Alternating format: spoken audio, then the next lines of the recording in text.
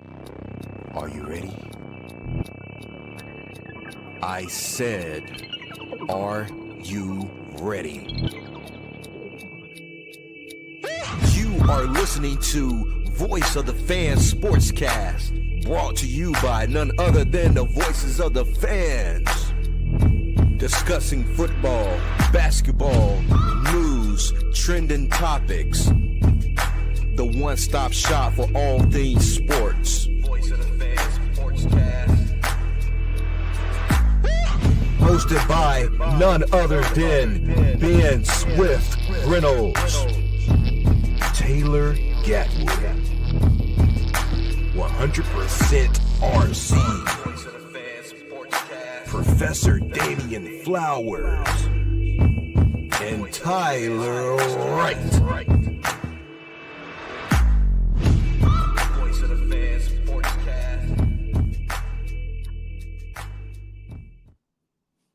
Hey guys, welcome to another episode of Voice of the Fan Sportscast. I'm your host, Ben Swift Reynolds. We have Professor Flowers with us tonight. Maybe AC. I said AC, RC. Man, he might be under the AC right now. Right. It's hot today, man. Even though the storms came through, don't matter. Still sweating when I walked outside. The grass gonna grow a little quicker with this rain, of course. Man, you got cut every 2 weeks. I went and cut my front yard yesterday. So I'm gonna tackle the back. I tried to get on my front yard Saturday, man. My lawnmower leaking oil in the front, so I'm gonna have to get that fixed. Oh, bro. I only got Don't you hate that? Look, I only got about a quarter of the yard cut, so I got one side that's looking good and the other side that still looks pretty bad. So we're gonna have to get that fixed. Man, that made me, when stuff like that happened, that made me just want to pay somebody to finish up the rest. Cause one time I was cutting the grass and I ran out of oil in the lawnmower. So I was like, man, I don't feel like going to Lowe's. I don't feel like walking up there and buying some oil or going to Walmart. I was just like, man, I'm about to call somebody to finish this up. Trust me, we're gonna call somebody to get this little area taken care of, and while my mower down, because I'm not about to sweat it. I'm just gonna call somebody. That's my last resort. Just go ahead and knock it. Get somebody else to knock it out. Give them a chance to make a little bit of bread. Yeah, the guy we help out, he has a family, so we don't mind. Oh, okay, that's what's up. Ain't nothing wrong with that, helping out. That's what community's about, man. Helping out each other, So the pace, we're gonna dive into some NBA. Man, I always forget to hit my my segment fast break segment right here. Yeah, I'm gonna hit it for you.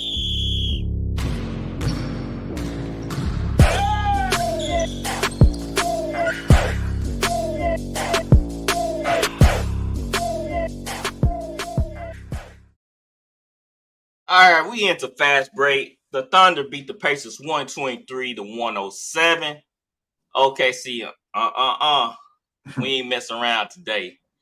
Man, what are your thoughts? You think the OKC figured out the Pacers? I think that's a fair assessment to say, in a sense. And you say that. I think one of my things that I was gonna say tonight, where I think Carlisle needs to switch some things up. So I think that's spot on with what you're saying. I think they have figured them out in a sense. Definitely Shea Alexander's figured them out, because after that first game, the second game just looked a little more easier. Less shots, more points. Even though they tried to trap him a little bit in the second game, it helps, when your teammates get involved. I think Caruso had 20, Wiggins had 16, 17. Holland had a good game. So I think that's a fair assessment to say that Oklahoma City has figured out something. Let's admit, game one was very strange, because it always felt like OKC was ahead by 20 or so, wherever the box score was telling us at the time. It felt like OKC was ahead a lot more than what it really showed. And it shows you the fact that the Pacers, they fight from tip-off to the game in. And I think OKC realized that they were keeping the door open on them. They'll let them in. They'll hitting down shots. They were getting some easy baskets. And OKC, they cut that all out. They said, man, we're gonna keep the foot to the pedal, and we just gonna outscore them. And that's what they did. They kept outscoring them, and that's what you gotta do to the Pacers. Can't let your guard down and keep the door open for them, because they will step through. We saw it against the Bucks. I remember you post something on Instagram where he did Halliburton and them boys against the The Bucks. Halley effect. Yeah. Yeah, like everybody saying, "What the hell? What the like?" The picture represented like everybody's like 15, 16 point lead. People are showing expression as far as them screaming, and like that activates the Halley effect. Right, exactly. I was like, okay, I got something for that. So as you an OKC fan, I believe, right? Yeah, you can say that. Do you feel more confident now? You feel more confident they'll take care of the series?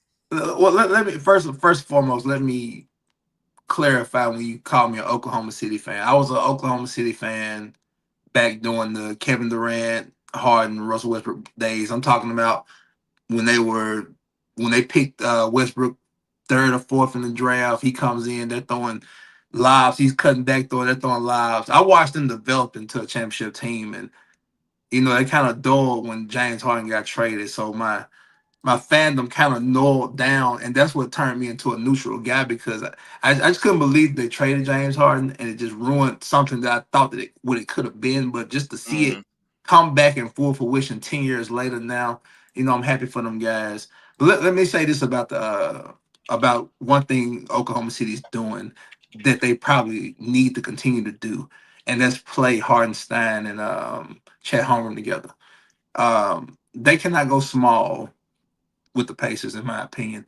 If you match up small with them, like when Shea does the pick and roll with the big guys, it's more efficient with those big guys other than the smaller guys, because you got people like Obi Toppin, Siakam, Naismith. All these guys are big, tall guys, and they can switch it. So Chet Holmgren, especially if Holmgren's having a big game. Other than Shea Gilders, that's probably the X factor is Chet Holmgren, because they need that contribution from the front court. So I think he's more important. I would say Jalen Williams, but I just think the Pacers are going to keep him in that 17 to 19ish, points per game. There's nothing wrong with that. I just think Indiana matches up well with him. So of course SGA and Chet are the X factors to the Oklahoma City Thunder. Yeah, I totally agree. J Dub, he was non-existent in game one. I think they have an answer for him. But I like how the rest of OKC rally around SGA. We saw game one where people were having not really good games, but so games. But they really stepped it up in game two, and I think that's what make OKC so dangerous, that the points can come from anywhere. Well, we saw Dort game one had 9 points in the first half when he only averaged 10 points in the game. That was a pretty big boost for them when nobody else was really scoring. And when they all put it together, it changes the whole chemistry of the team, because now you got to worry about other factors. And that's what the Pacers, will overwhelm them, where the other teammates, other people on OKC scoring. And I like the fact, like, why play down to the competition? Like, why go small? The Pacers want that anyway. The Pacers want that. Regardless. Regardless. The Pacers are going to have to run and score regardless.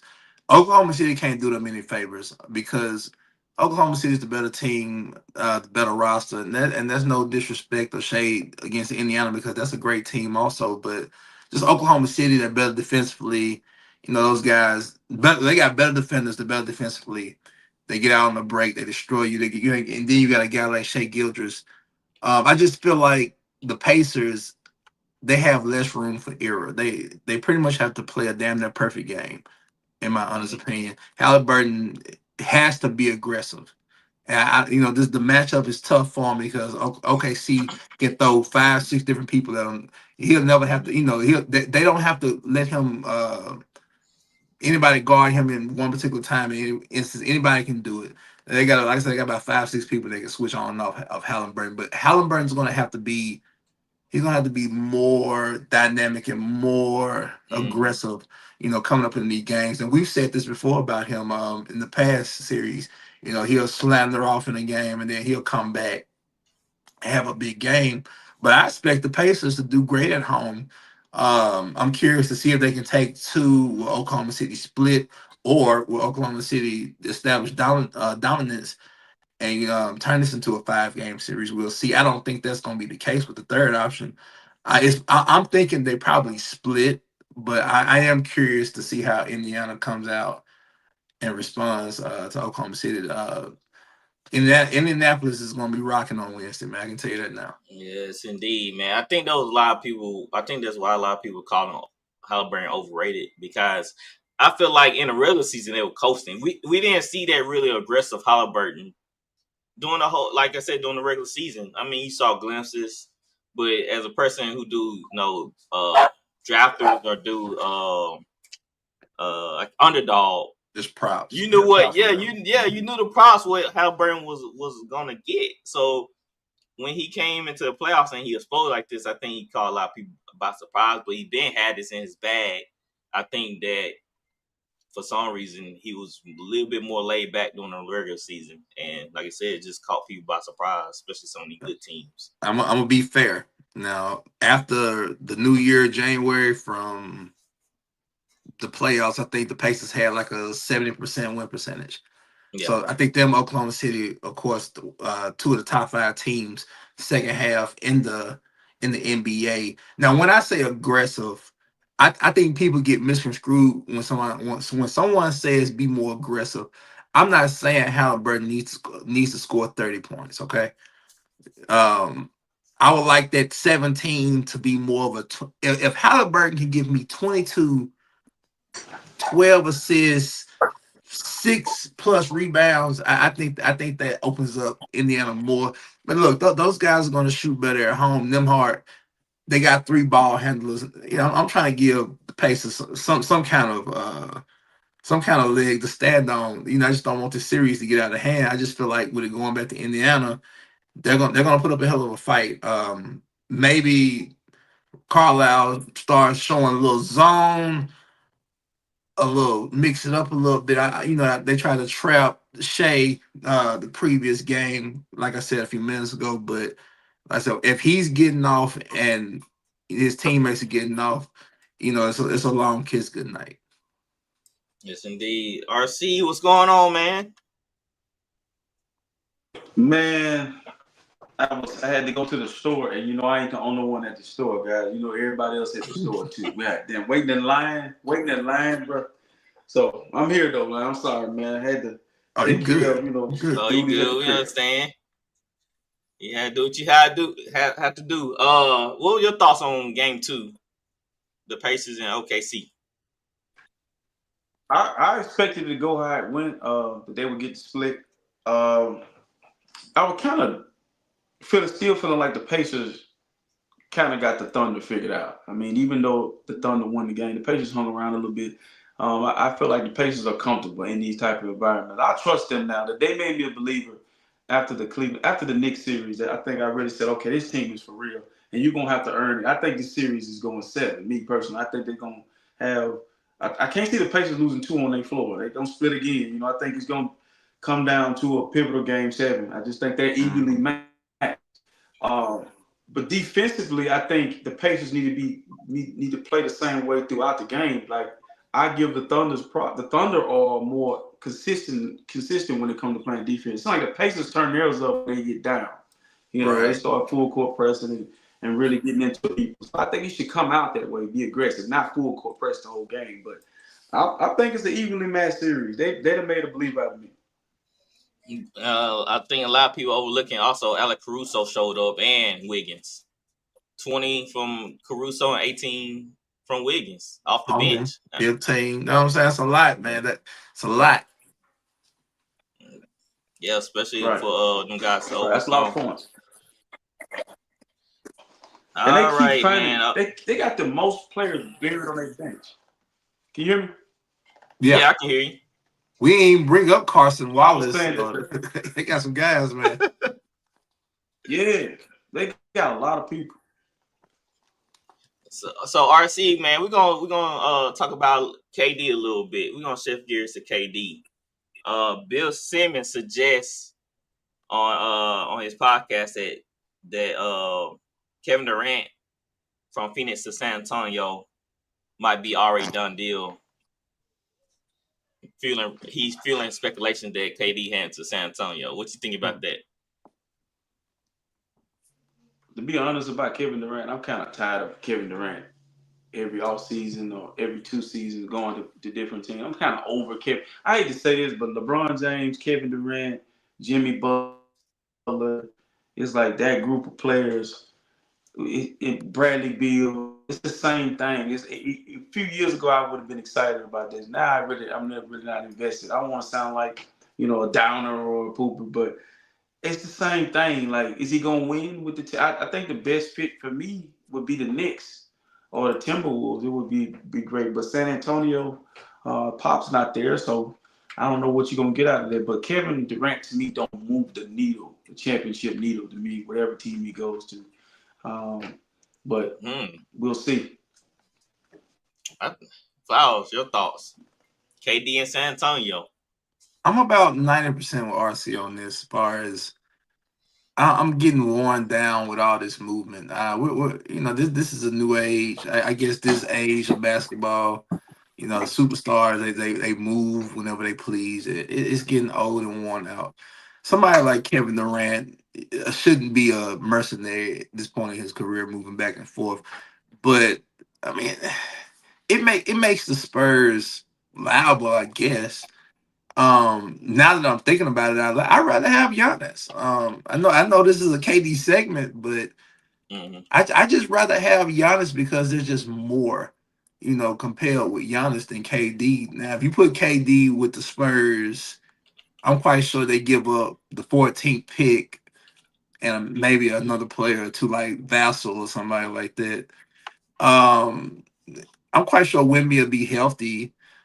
But what can we solely place on Kevin Durant nowadays?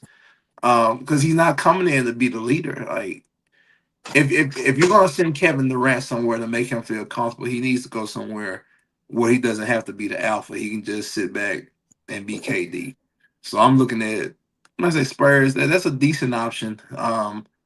Minnesota and New York are probably better options in my opinion. Definitely New York, because he would fit in perfectly, with the rotation that they have. Minnesota also because, and man, he needs someone that he can constantly rely on. I hope that it hasn't gotten to the point. And of course, KD was beat up last year. The older he gets, can you really depend on him to be liable and viable? You gotta be honest when you ask yourself this. The trade and the asking price is going down, which is cool. Now, don't get me wrong. I'm quite sure teams are happy about the asking price going down because the Suns devalued them as far as the way they played and the way they've lost over the past 2 years. So, I guess what you get with KD is what you're gonna get with him now. Yeah, I kind of like the move though. KD with San Antonio. They give him another option in scoring. We look Castle. He won Rookie of the Year. They got a young stud and Wemby coming back. They take pressure off Wemby. I think they're not gonna be better than. I don't know. They'd be better than Nuggets. Cause Nuggets gonna reload up. But I like that for him. They might never win a championship, but they'd be competitive for sure. You have to. Okay, you just said something that like players like LeBron and KD do. Well, more LeBron than KD, because I'm not gonna question KD's love for the game or anything like that. I know what I'm getting from him when he's available, right? But I just don't like that these older guys, man, they're just milking these situations. That's all that's going on. He should have went back to Golden State, to be honest. I kind of feel like, man, can y'all hear me? Because I'm trying these AirPods. Can y'all hear me clearly? Yeah. So I'm kind of over the, like you said, the whole Kevin Durant. It like took away from his legacy. Uh-oh. KD got him. KD said not today. The burner count was one. Yeah, the burner count KD's on. He's getting to it. Yeah, you good now, man. Yeah, but I was saying that I'm kind of over that whole scenario and of the big three stuff. I'm kind of over that, man. Like I want to see him get somewhere and stay there. That's my thing with him. Yeah, like I said, he just saw his pride with Golden State and went back. They probably made one more good run. New York tried to trade for him during the trading deadline. I seen that, man. That shot the miss out. I wonder what the Knicks would have to give up to get KD. They probably won't send Mikal Bridges back. Yep, I would have. Mikal disappointed me a little bit in the playoffs, man. Well, Mikal's part of the reason why Tibbs is gone. Yep. I believe it. I most definitely believe it. Because Mikal, he didn't really show up like he put in that extra guy for Bronson. And to me, he just didn't do it for me, man.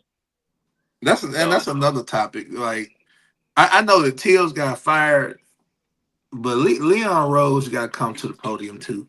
Because why you traded all this stuff for Mikal Bridges? You probably could have saved that and loaded that off for Giannis, in my opinion. But you sent 5 first-round picks and whatever else to the Nets for Mikal Bridges. And I ain't trying to disrespect Mikal. They wanted to put the Villanova crew back, but that killed that when you traded DiVincenzo away. So I just didn't get the move after that. Because they needed somebody like DiVincenzo the last series. Cat, yeah. He was struggling on the defense side of the ball, man. He was getting exposed. And they said some Knicks players was upset with Cat. How he was performing on defense side of the ball. They had some clips of him, Brunson, and Anunoby going back and forth on the bench. Yeah. I seen that. Whew, man. In my opinion, I think that was the Knicks window, man. I don't know. If they don't make a big move in the offseason, I think that was their chance. I kind of gotta disagree, only because we don't know the state of Boston. We don't know where Giannis is gonna be. The Magic are peeping their head over the hills in a sense. I don't believe in Cleveland. I think Cleveland needs to move away from Garland. I feel like they played better without Garland defensively, of course. So there's a lot of questions need to be asked in the East. And New York, I think the window is about halfway closed. I think it's still pretty open. I think they can, within the next 2 years. I think they still got 2-3 years to make a run. And also depend on the coaching, right? Because that's another thing. That's another thing. Because the only thing I'm gonna say, the one thing I'm gonna say about that, I know I haven't been on. I didn't get to get on last week, so I didn't get to talk about it.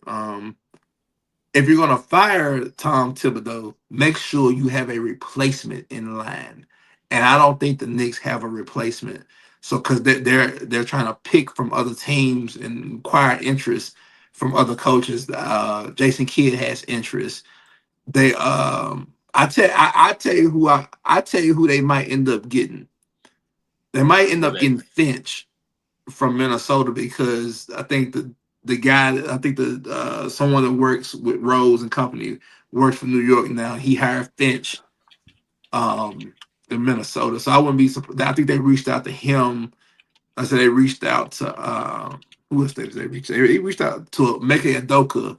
They reached out to a few people. So James Dolan, man, I guess he's risen from the dead, and he sees the Knicks are relevant, so he's decided to peep his nose in and do some work to try to keep them there. So we'll see what goes on. He said they own something. All right, so Adam Silver, he says time to explore the league expansion, including putting franchises in emerging hubs like Seattle, Las Vegas, Mexico. Which city y'all think would be the perfect spot for an expansion team? Man, look, they never should have left Seattle. I don't care what anyone says. It's easy to say Vegas. That's probably that needs to be the two spots, Vegas and Seattle. They never should have took a team out of Seattle. That the northwestern part of the United States, that area is heavy.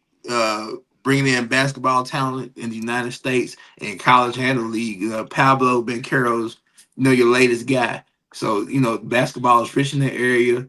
You can look at the Seahawks and you can look at the Kraken.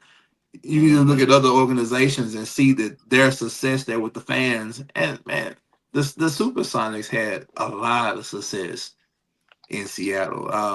I just the owner was being cheap at the time. They want to build them a new arena, and those guys missed out on Kevin Durant, Harden, Westbrook. They missed out on a lot, man. I know Oklahoma City is a great community, a great place, but it's just hard to still to this day see that orange and blue, and I will forever think about the white and green and yellow. Kevin Durant, he was playing for the Supersonics. It's sad, man, when you see a historic franchise like that, lose their team. Just like some of the WNBA teams, that's the Houston Comets, they lost their franchise. It's just like you don't want to see that happen. RC, which city deserve it more? I'm with Hill Seattle, but I'm gonna be biased because I want to see Vancouver really get a chance to have a team. I love those uniforms. The team was turning it around, but they got a documentary out where it talks about they didn't really get a chance. Like they were set up to fail, and so Vancouver and freaking Seattle deserve the teams. I don't know if they'll get them, but if I had to pick between the two, it's got to be Seattle. Seattle, so much history. I mean, right? Those uniforms are classic, man. Rich history for sure. I love that Supersonic jersey. No doubt. Gary Payton and them boys, man. Ray, Rashard Lewis, Kemp, Ben Baker, Shrimp. We can go Hershey Hawkins. Man. We can go on and on. Ben Baker, man. Mm-hmm. Ben Baker. So, hey, I have a clip to show y'all. I don't know if y'all seen the matchup between Beasley and Lance. Oh yeah. Mm-hmm. I got it right here. I'm gonna show y'all if I haven't seen it yet. And Lance Stevenson played Michael Beasley one-on-one for 100 bands. Hey, shout out Friga in Next Chapter, man. They put on a dope-ass event. Cost me $30, but it was damn near worth it. Shit was physical, too. Spin. Drop Lance Stevenson off, step back, come here. That boy Lance took off his jersey like that shit was holding him back. Said, I bet I'm ready now. Let me get that rock. That boy caught some momentum, hit him with the right to left, side step. I ain't gonna lie, Lance shoot like a football player. These two motherfuckers was going head-to-head. Literally, you see their heads touching. This that real park 1v1 right here. I don't know who the fuck bro was that stepped to Lance, but he wasn't going for none of that shit. Told buddy boy, if you don't sit your goofy ass down somewhere, real BK shit, you see gang done ran up on him now. Shit got diffused though, let's get back to these buckets. Lil Jalbert, I'm by you. No easy buckets though, Lance fouled the fuck out this man. Fuck them 100 bands, that pride on the line. What you got for me, Lance? Nutmeg, oh my god. Into the reverse, lay me. That boy must be hanging out with Bobby Schmurder the way he hit this little move right here. Mike Beasley out of shape, smoked hella weed, and still Lance can't do not shit with him. Left hand drop dribble into the Baron Davis step back. No bullshit, this man might be the Thanos of 1v1. They don't call that man Cool Bees for no reason. Yeah, I thought the Bees was for Beasley. The Bees is actually for Bucket. That boy Lance think he's slick. And one. We all know that old head at the park that played with no shirt on so nobody can grab him. I'm about to start calling that shit the step back and death. Halfway through, they started doing shit like this. Half basketball, half football. Lance out there traveling, Bees out there fouling shit ugly, but and one. Game to 30 and Bees got points. Bro said, I got a backwood with my name on it. Time to go home. Kyrie Irving said he would never play Michael Beasley one-on-one, and we just seen why. Dope ass event. I hope we get to see more players doing this shit right here. That boy Mike a stone cold killer until he see his children. And that's what it's all about. Shout out Next Chapter, shout out Beasley, shout out Lance.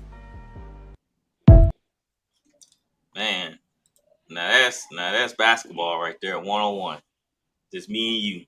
Would y'all like to see more NBA players do this? Mainly superstars. It's not gonna happen. People prides are too big, man. It's not gonna happen. It's scared to get humiliated.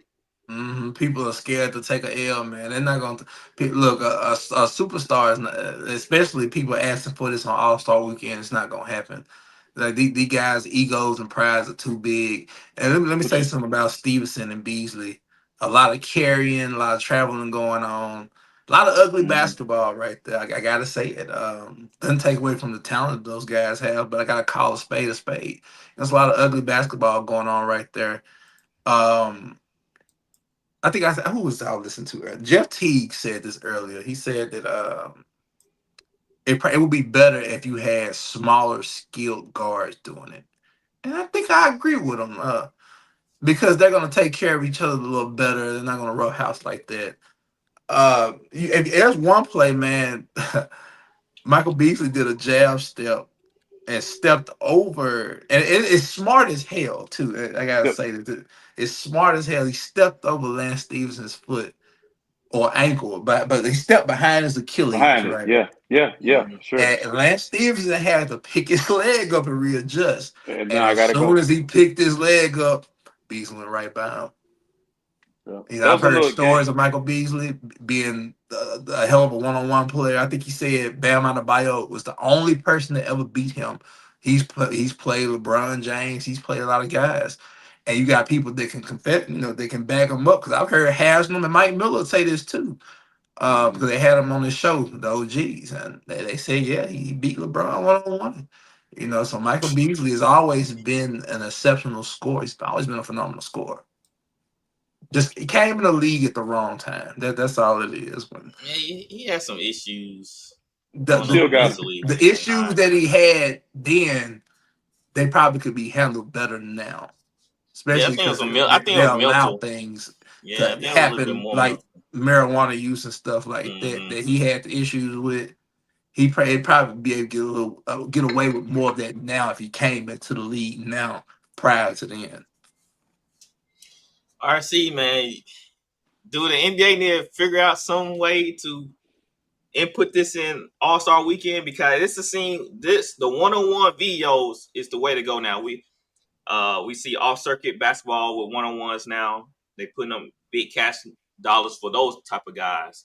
Do the NBA need to figure out, since they're not playing hard on All-Star, like, can we get the one-on-ones like the WNBA have with Rival? Well, not WNBA, but with Rival 3-on-3 or so, or something like that.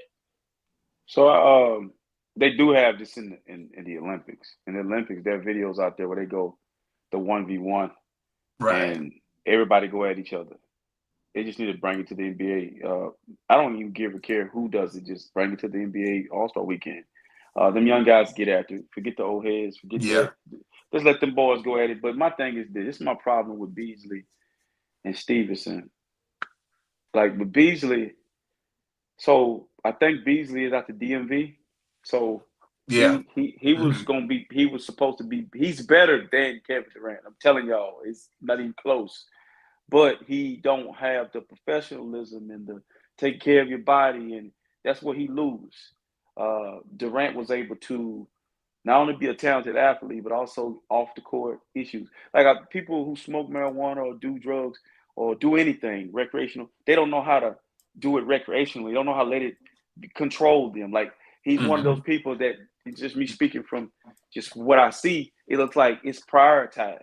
It was basketball was not prioritized. It became his God in a sense. You could tell when it become their God because they make excuses for it and treat it like I gotta have it. It's medicine. It's not medicine. And you can see even in the 1v1, he was struggling. They both was tired. It took forever to get back off the floor, to get to go at each other. It was like, man, this is bad. But to watch, I think McGrady had something similar to this. Right. He'd been trying. So he did it first.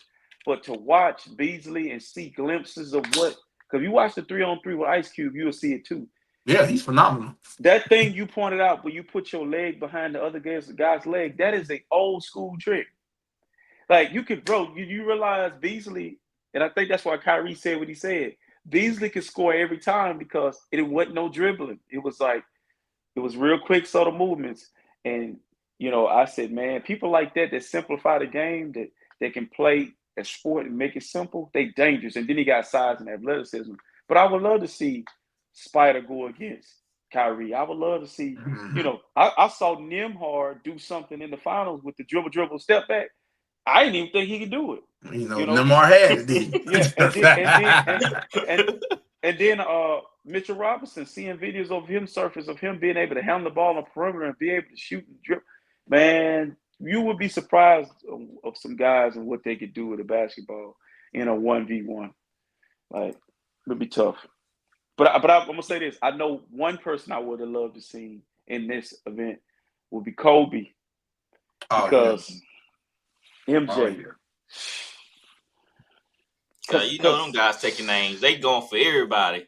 They talk about how Kobe in private came after them guys. If it's making it was always personal. Like why personal? In some cases, I don't think you get the ball back. I'm watching Lance Stevenson. He can't shoot. He missing free throws. He shoot the ball like the guy made a point of Lance Stevenson shoot the ball like a football player. How he instead of the wrist down, it's like a throw shot. Yeah. I don't understand why they went to 31. Y'all, that's a lot of points. That's man. A lot of damn. That's a lot. Was it about ones or twos? It was about ones or twos. I think twos. I think twos and threes. Still, what happened to 24? 31. That's a long way. But look, 24. We played 24. That's it. You charging people $30 for this? You got to go to 31. Yeah. That's a lot of money. Make it last. For Beasley and Lance Stevenson. $100,000 pot.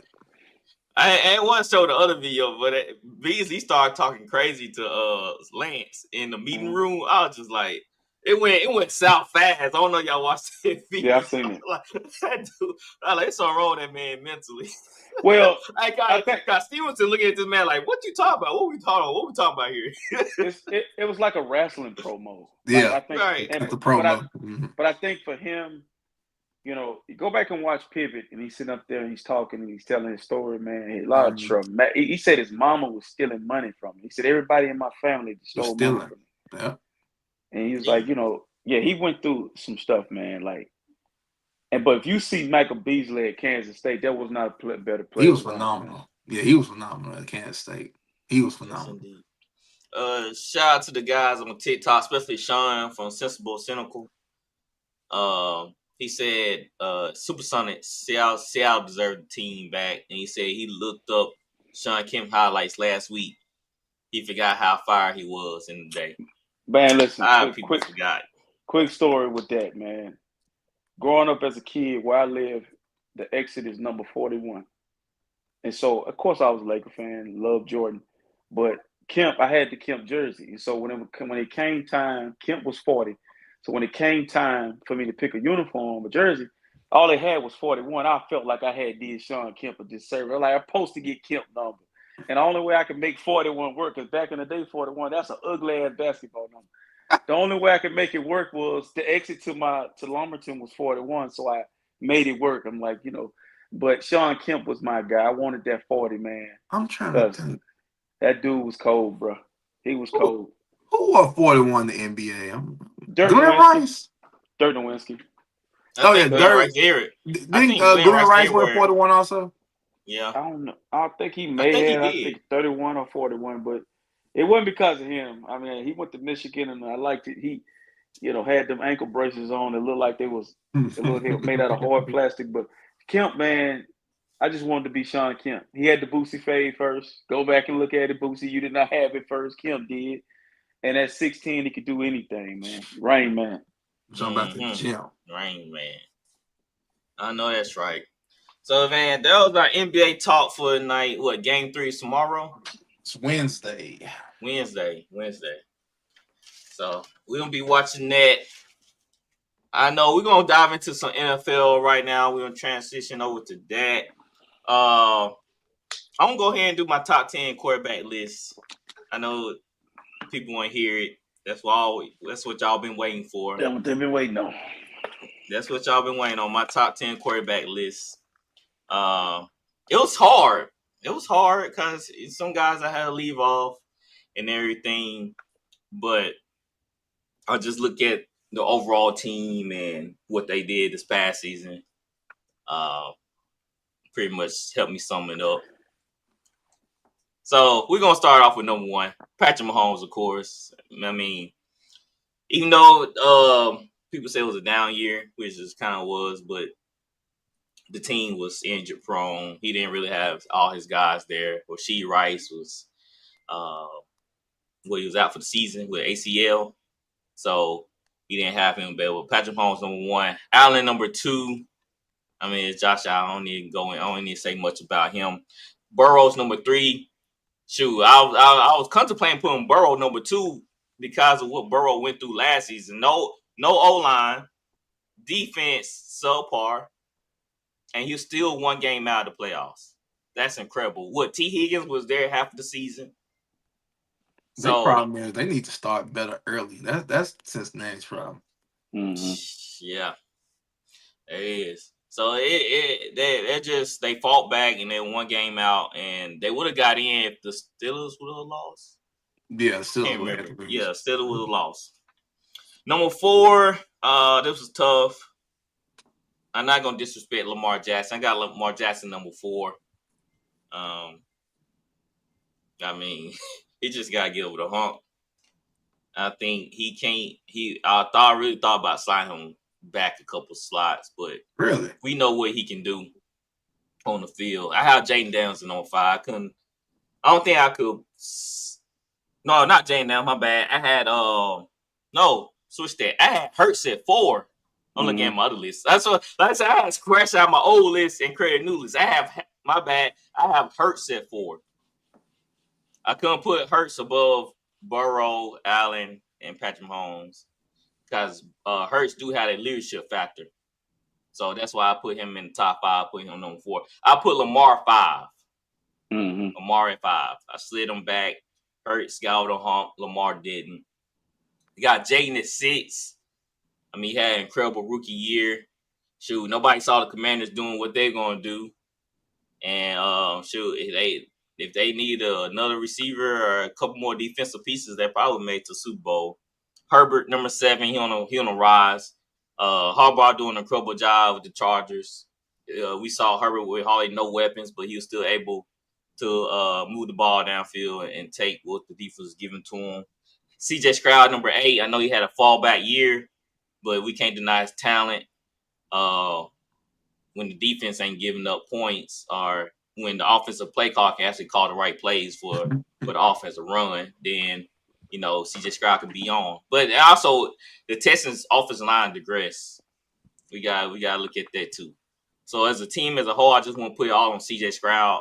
It was a team as a whole. They took a step back, and that's why I slid him in number 8. Matthew Stafford at number 9. Who saw the Rams doing what they gonna do?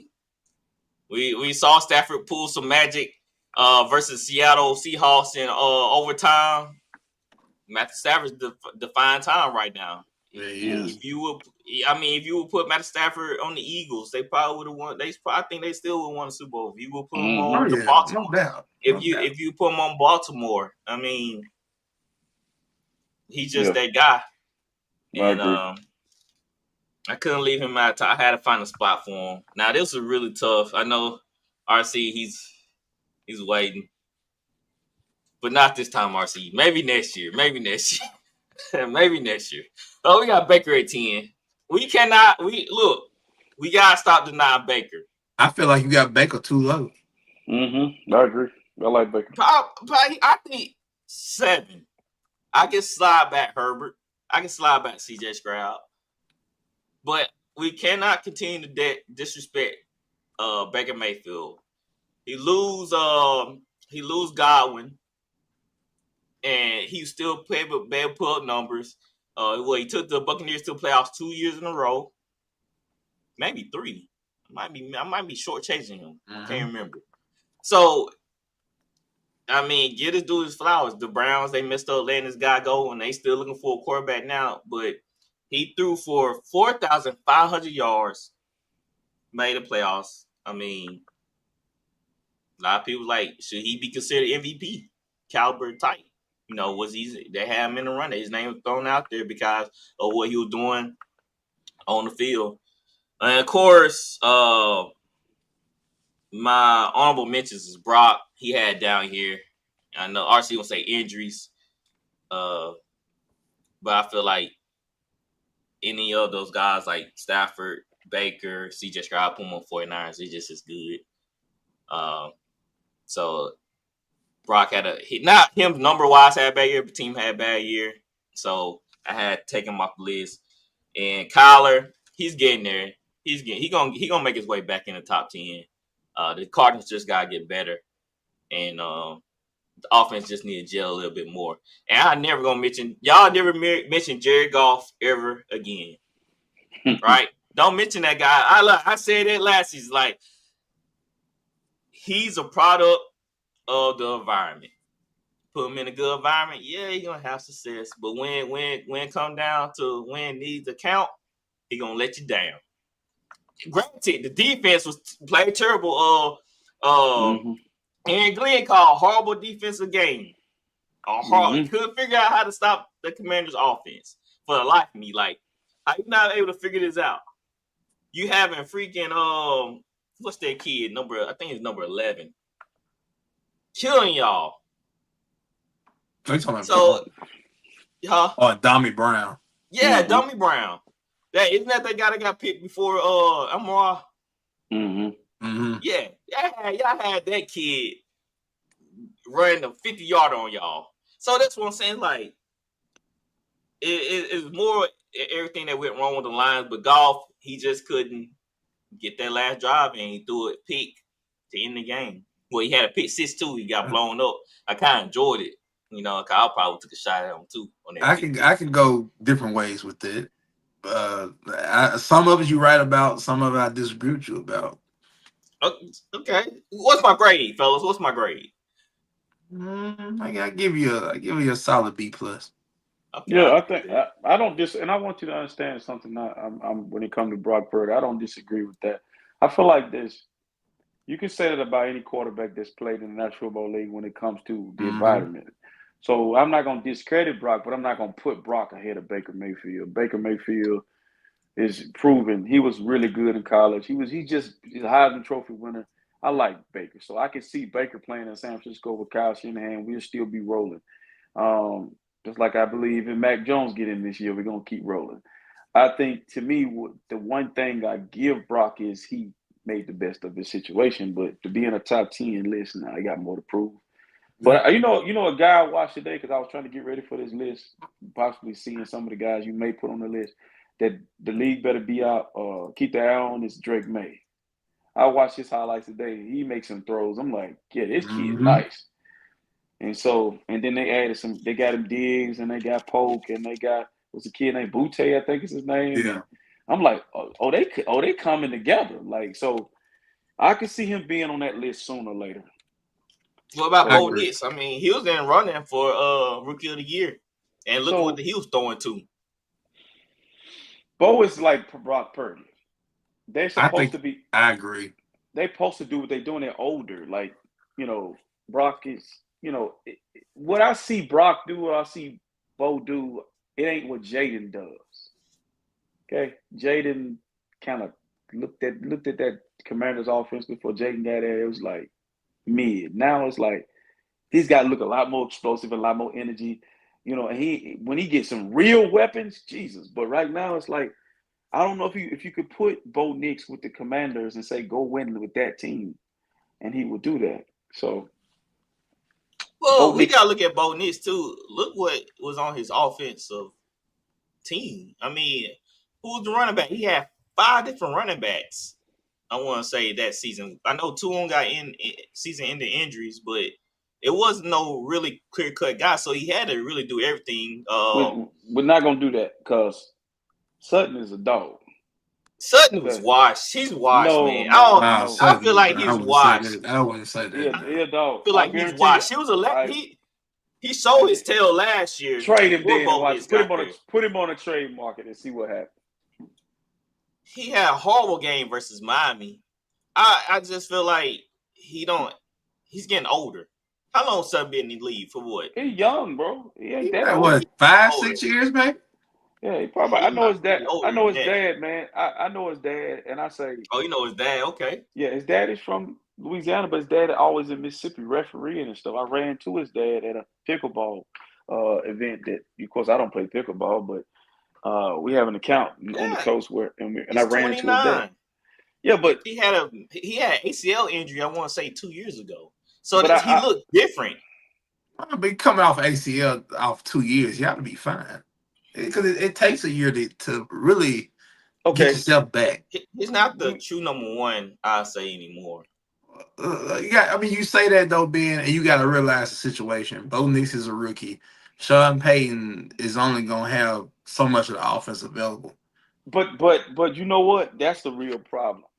I hate to reiterate this with you when it comes to Sean Payton. He want to cook things from scratch in an era where you don't have to. He want to find another Marcus Colston from Hofstra. He want to go dig up and find his tight end who plays basketball in Jimmy Grant. Taysom Hill. They're not out there, bro. They were one-on-ones. Go get you some talent. Go get you some real help. Go draft some real talent. So, where is Taysom Hill? Is he back with y'all or he? Yeah, he's back in New Orleans. Okay, but that's what I'm saying. You gotta. That's what I blame some of this on Sean Payton, man. Go get the band some help, because it ain't like he can't do that. Great example, right? I don't mean to cut y'all, Ben. I want to give this great example. There's no disrespect to the Broncos, anything, but they need a running back, right? Mm-hmm. They were in a position to take one of the better running backs in this draft. Their first round pick. They took a corner. That's fine. One of the top rated corners in the draft, but you let Harbaugh get Hampton. I think that was the biggest mistake Sean Payton and company did. Mm-hmm. I don't know why I thought the Broncos got Hampton. Dang on. No, the Chargers. They had him projected. They had Gentry projected to the Broncos. I thought they were going to move up. So I thought for sure he was going to get Gentry or Hampton. Some people feel like Hampton is going to be more successful because he's a dual threat. And he went to the Chargers. Mm-hmm. Oh snap! He's better than. It's not Eckler Polar type. Cause I feel like he's stronger than Eckler, but no, he can make people miss. You need to go look at a picture of this Hampton kid. Mm-hmm. You need to go look at this Hampton kid, bro. He's a brick house. Mm-hmm. That's what I'm saying. Like he's a dynamic player, and with Herbert and Harbaugh, oh my goodness, you can't sleep on. That's what Harbaugh wanted to do. Yeah, that's what he wanted to do was run the ball. Yeah, and then they get Najee Harris. The Chargers are gonna be pretty good. Mm-hmm. And he's gonna make you get in the phone booth and defend the run over and over, and he's gonna hit you with the play action. And they got a quarterback that gonna make a pass. So this kid is 221 pounds. Like, yeah, man, you just gave Harbaugh a bull. Go look at that man's hands. I ain't trying to say I'm glazing the man or anything, but I'm serious. Amari Hampton's hands are like the size of Kawhi. Like, this man has some big ass hands. Like, this guy is a physical specimen. So 6 foot 1. 6 foot 1 and got him listed. So that means he's 6 foot. 6 foot, 221 pounds, man. Man, we're gonna have to send a running back that big, like 6 foot, 221. I gotta go look at his highlights. When I get off this, I'm trying to think about what's. In today's game, the running backs are a little bit more. That's ideal. Brees Hall, what, 5'10", 220? Yeah, Jonathan Taylor came in 5'10", 225. That's about right. Jeez. Man, I thought for sure. I don't know why I thought the Broncos got Hampton.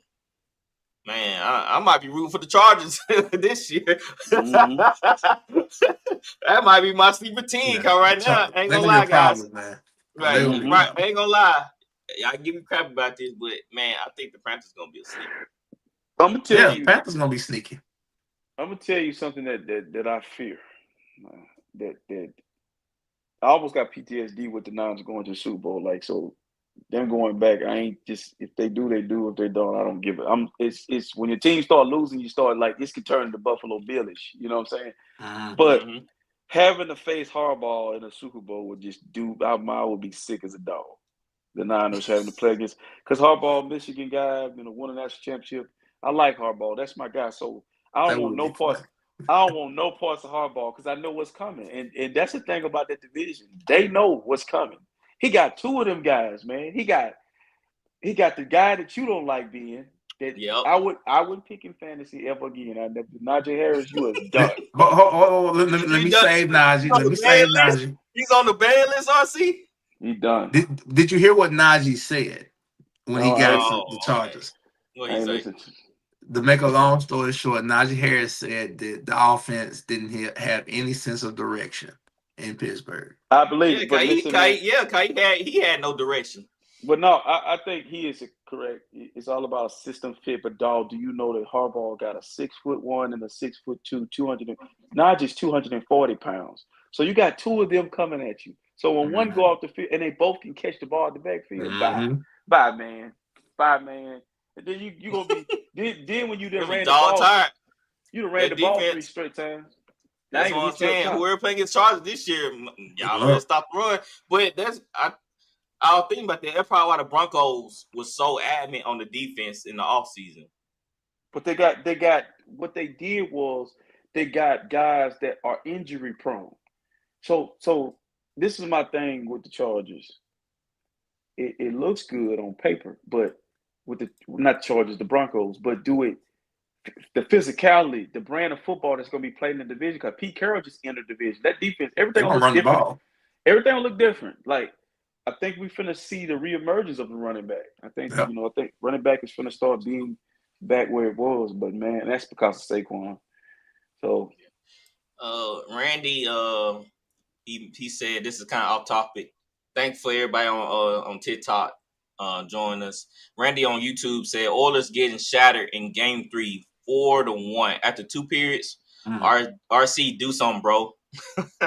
Hey, before the show started, Randy, I seen Florida jumped up 1-0 quick. I thought about you for a sec. I said, "Damn, they're gonna be your night tonight." Yeah, man. Bro. What's so funny? Everybody was telling me put the Panthers money line. I said, no way. I said, y'all, I think the odds was like 141 Panthers or so, and everybody was swearing up and down Panthers money line. I said, I don't trust that. I don't really think it's something with no offense to Canadians, but it's some bad juju going on. There's got to be something going on.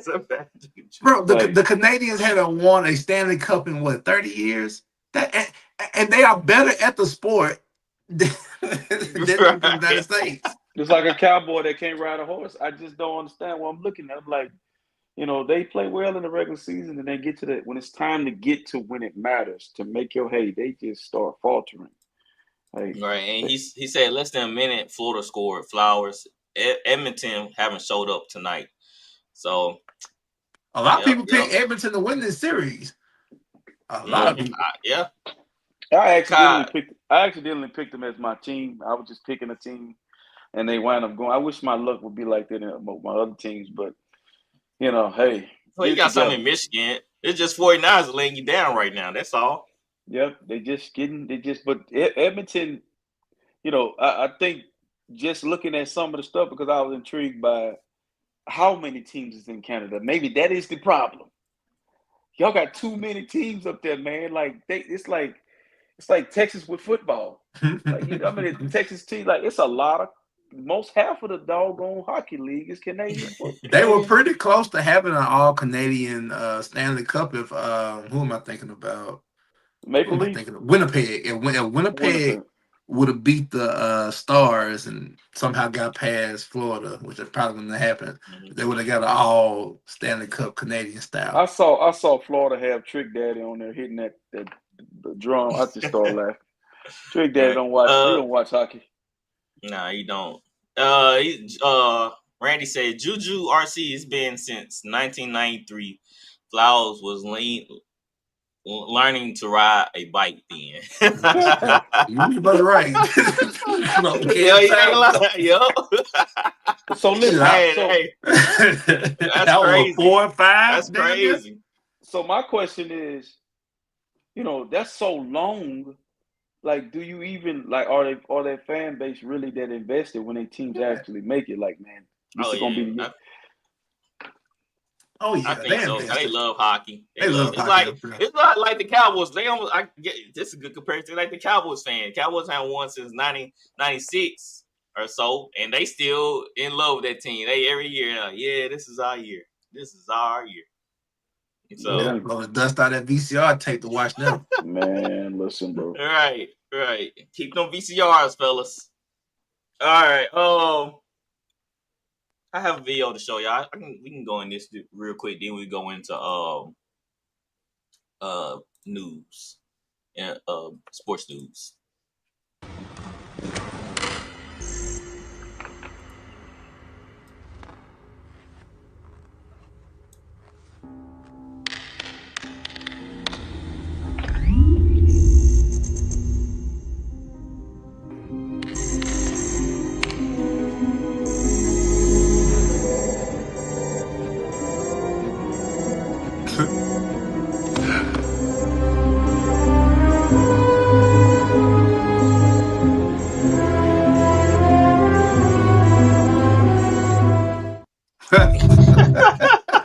Why I still don't understand why anybody would want to be on the cover of Madden. Well, in a sense, though, it's kind of been broken in a sense because after It skipped a Antonio year. Brown, you had Brady, you had Mahomes, you had Josh Allen, Lamar I think Jackson. that Brady year. Then he lost the Super Bowl. They won all them games, and I think that's the year they lost the Super Bowl. Brady has been on there quite a few times, but he hadn't been hurt. He hadn't been hurt. He hadn't been hurt. You know what I'm saying? Now he might have been on there when the Eagles won, but you got to think he was on there with Mahomes. He won that Super Bowl. Mahomes has been on 2 covers. Lamar's been on a cover. Lamar's had MVP and finally started winning the playoffs. Josh Allen's been on the cover. Now, like I said, with Saquon being on it, it's kind of risky because man, he has some wear and tear on that body. So yes, indeed. I don't think it's a real curse. I think it's timing.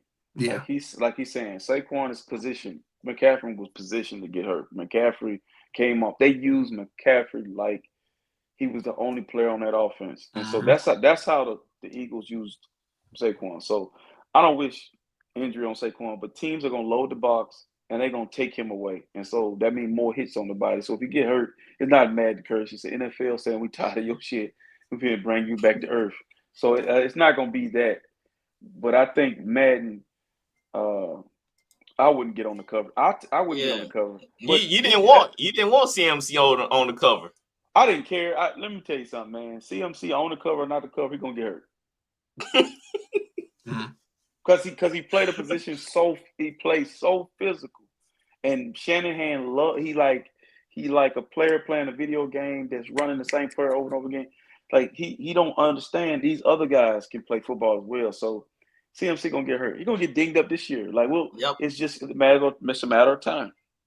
I wanted to add something before we got off. Because we of course we can do our top 10 quarterback list another time, but I do want to just tell you my top 5 real quick. Go ahead. Patrick Mahomes does not deserve to be number 1. Okay, I am going to move Patrick Mahomes down to 4. I am going to put Josh Allen at 1, Lamar at 2.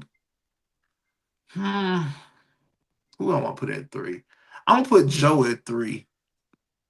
And I'm gonna put Patrick Mahomes at 4. Man, that's spicy, man. Moving him down that far. Look, I had him for fantasy 1 year, and I've seen him for the past 2 years. We give Patrick Mahomes, like I said, I'm not trying to take nothing away from Patrick Mahomes, but the grazing and the amount that people have built him up,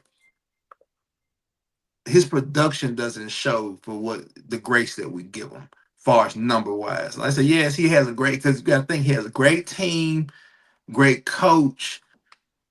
The supporting cast is not idealistic, but at the same time, we give him grace for give other people shit and everything else for not having this and that. We're giving Patrick Mahomes grace by saying, well, he won a Super Bowl without Tyreek Hill, but hey, we're going to give him grace now because Rashid Rice was hurt. That was the point of getting rid of Tyreek Hill, because he's supposed to be the guy. So it doesn't matter who you put out there, he can get him over the hump. I just gotta point that out. That's my that's how I grade my quarterbacks from great, good, mid, bad. Is can that quarterback, when everything go wrong, when your roster not fully filled, when you missing receivers, can they still give you a shot to make the playoffs And that's how I pretty much look at the best of the best of quarterbacks. That's why I said Burrow did a outstanding job. They start off slow. He dealt with injuries, terrible O-line, bad defense, and they were still able to be one game out of the playoffs. That's what a great quarterback do. They give you a shot. One more thing I want to throw my honorable mention. I'm just throwing these random shots out here tonight before we get off. I want to go and put Caleb Williams in my honorable mention. He's going to be spectacular. Watch what I tell you. He's going to be spectacular this year. I don't doubt that, not one bit.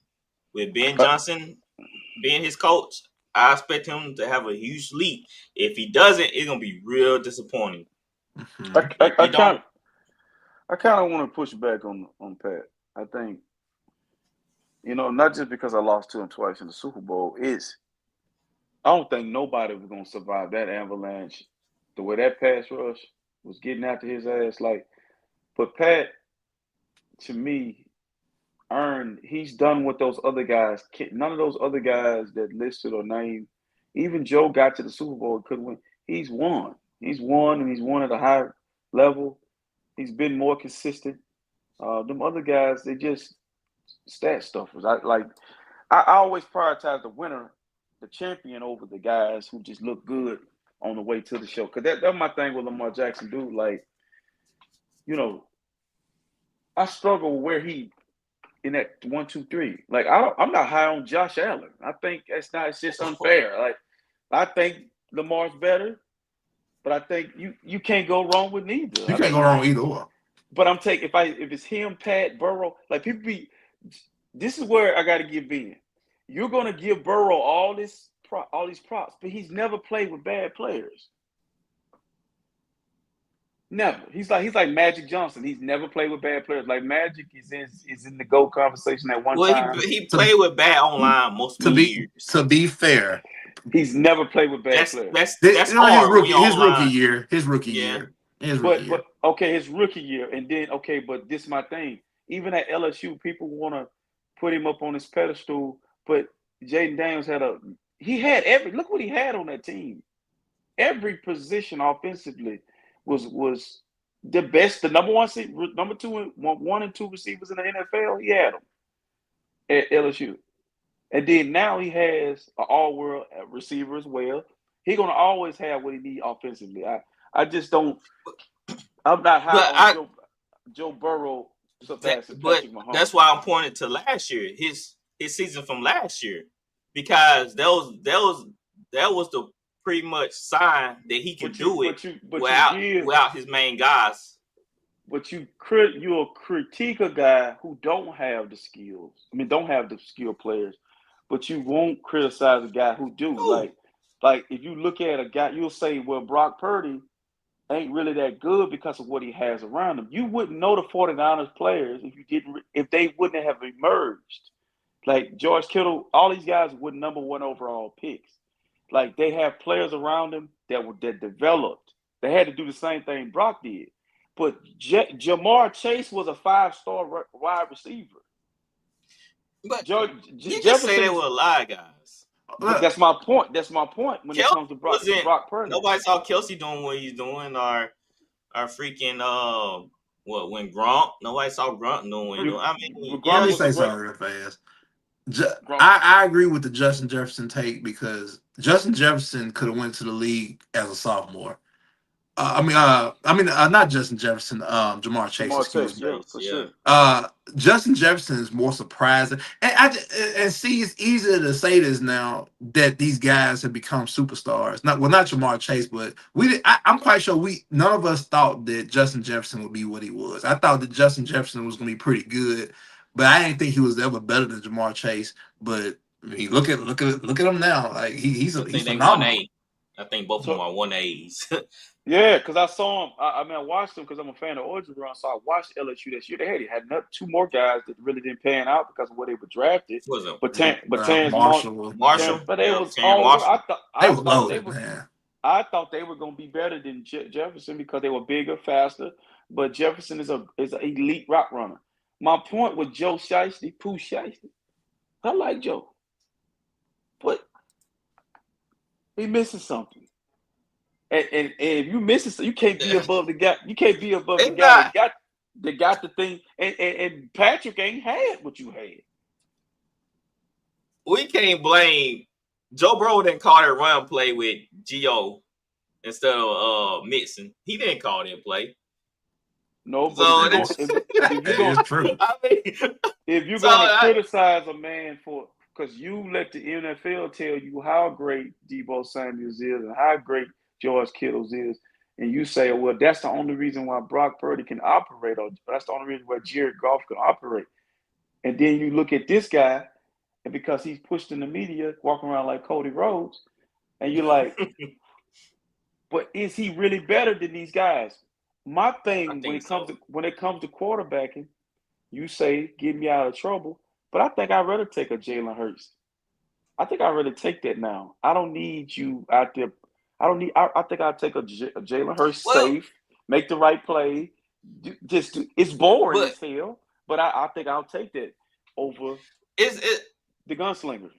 It's not a knock on Jalen because he has something that a lot of them guys that might have Jalen Hurts skill set. Elite game manager. Game manager.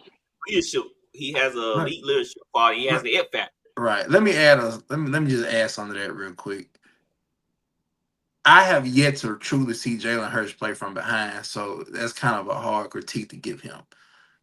I've seen Joe be behind. I've seen these other guys battle back from behind and make something happen. Jalen Hurts really hadn't had the luxury of doing that. Hadn't had to.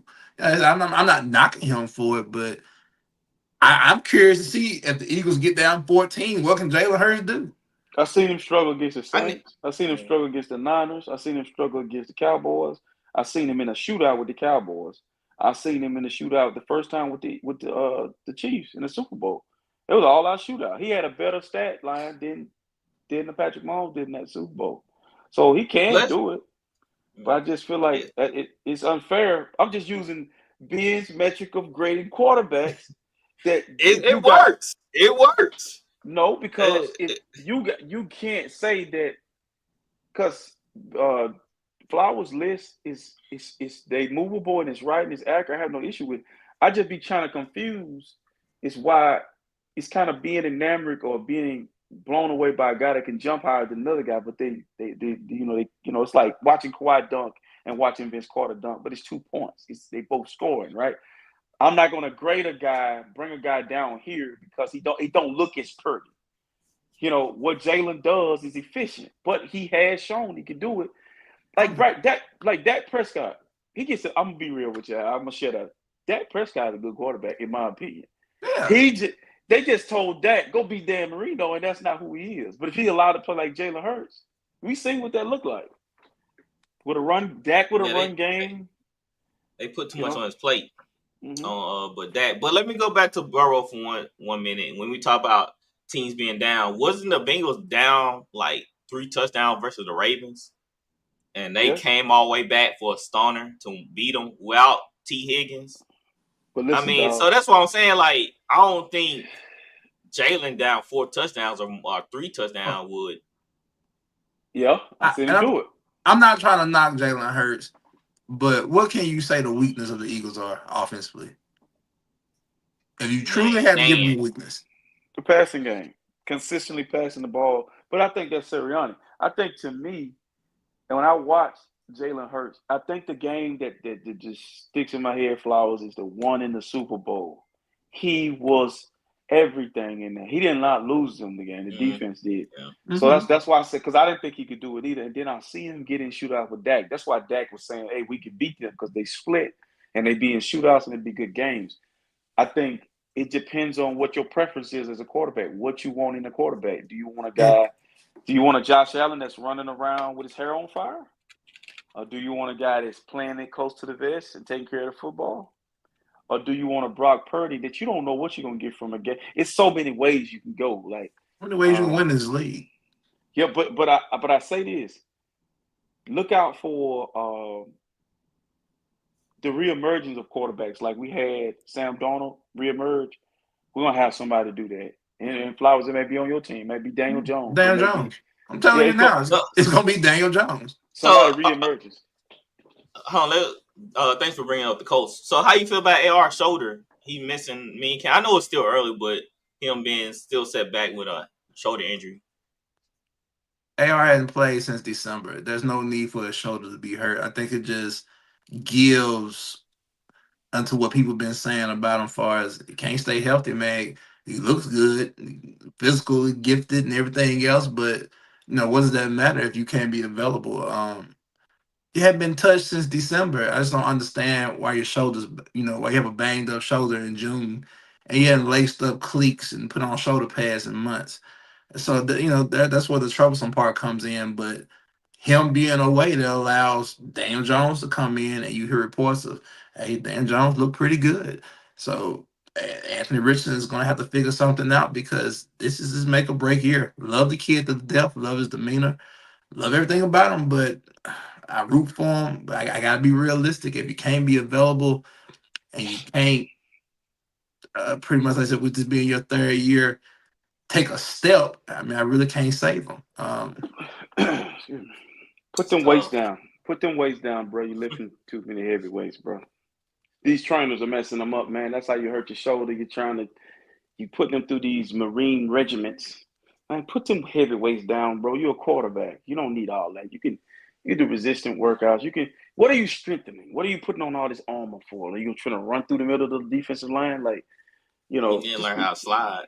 But all they're gonna do is, like you said, it's gonna open up an opportunity for a guy to reemerge in the National Football League. But and hey, maybe it's just the best case scenario. He lose the job and he got sick. Maybe sitting is the best thing. I see Trey Lance. I see a Trey Lance situation, just not ready.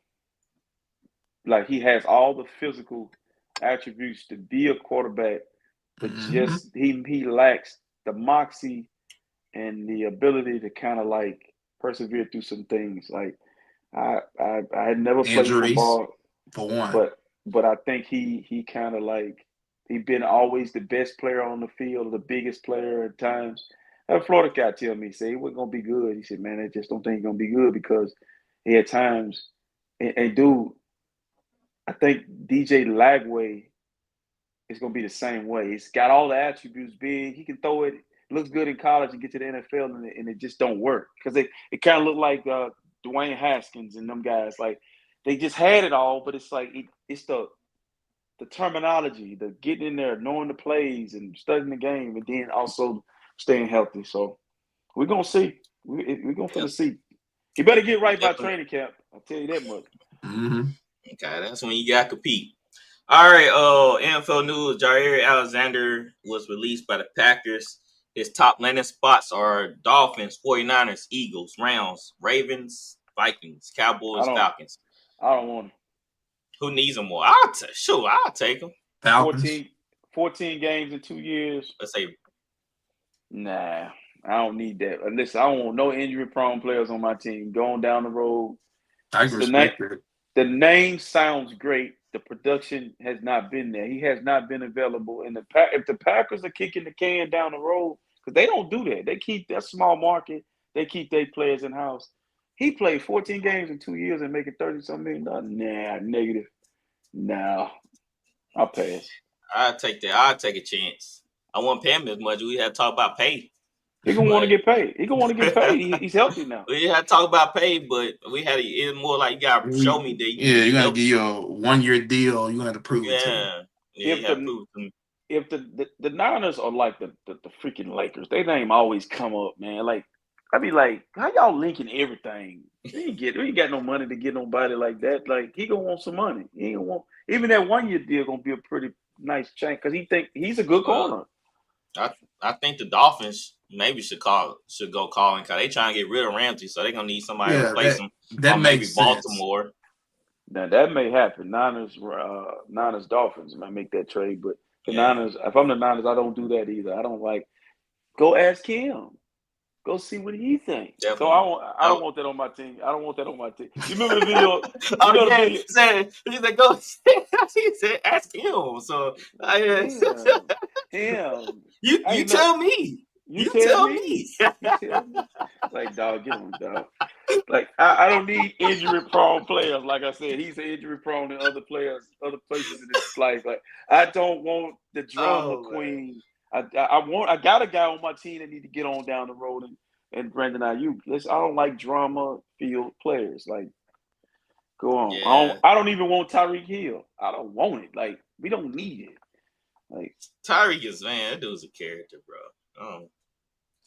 All right, Nick Chubb. He was linked to the Saints. Then he said, "Nah, that way," and he went to the Texans. He should have went to the Saints. He should have went to the freaking Saints, man. We need another running back to take the low off Kamara. But I don't know. He gonna get that many touches with Joe Mixon. Joe Mixon is greedy now. Well, if they can't keep C.J. Stroud up right, he might get a fair share. I just my thing for Nick Chubb is, Lord, I don't really pray for football players, but I'm praying for Nick Chubb. No more leg injuries, so he won't have, he can live some normal life post football. Like, I've never seen a man leg do the things his leg has done. So can you spare us of another Nick Chubb injury? Mm-hmm. Like, dang, boy, his leg. I don't know how that man even want to play football. Right. I'm tired, man. I don't want to be on a walker or wheelchair for the rest of my life. All right, guys. Show coming to a close. We're brought to you by Bet Us. We got your game. Place your bets with Bet Us. We had WNBA going on. Man, the Indiana Fever, man, they put a whooping to Chicago Sky a couple days ago without Caitlin Clark. Yep. We had MLB going on. We also have NBA Finals and hockey finals going on. NFL, we need you. And need you bad. Draft got the free ticket as well. Yeah, Draft sent me free $3. I forgot to play it tonight. So I'll probably wait till Wednesday and play it. They sent me $3. Mm-hmm. So I told my friend, man, I said, stop placing them huge bets. Don't do it.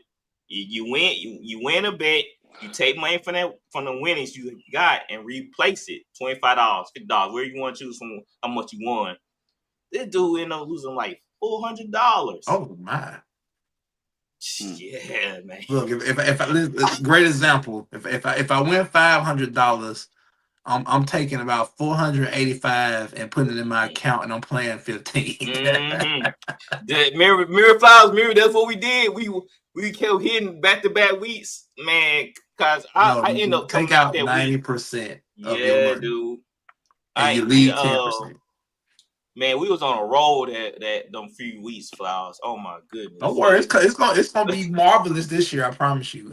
I know too many people. I got too many great connections. Got great minds. I promise you, it's gonna be a great year this year, football wise. Can't wait for football. We also got the Jalen Hurts motivational tee. Rent is due every day. Rain, sleet, or snow. Eagles train to go. Go ahead and cop a shirt over in the merch shop. One of our favorite shirts there. And we also got They Hate Greatness Kobe Bryant, the Black Mamba in the background lurking. Go ahead and cop it. So, man, that's the show. We had a great time.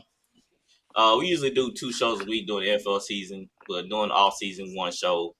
Just give everybody a rest and time to enjoy family and friends. So we'll be back next week. Thank y'all guys on TikTok for showing up. Thanks for the support. YouTube, as always. Instagram, I don't know what's going on, man. I can't go live on Instagram anymore, so I got to figure out what's going on. It's been 2 straight shows I haven't been able to go live on Instagram. Oh, wow. And that's the problem. So I got to figure that out. But like I said, guys, always thanks for the support. Man, like and subscribe, share with family and friends. Support is free. If y'all have something y'all want to support, then send it to me. Support is free. We ain't asking for money or gifts on here, guys. Y'all send what y'all want. That's y'all send what y'all want. We not asking. We not begging over here. We here to connect with y'all, talk sports. If y'all feel like y'all want to give us a gift, give us a gift. We greatly appreciate it. We always gonna appreciate the gifts, but. We just here to have a good time, talk sports, and grow this thing with y'all. So until next time, guys, we'll be back this week. We out of here.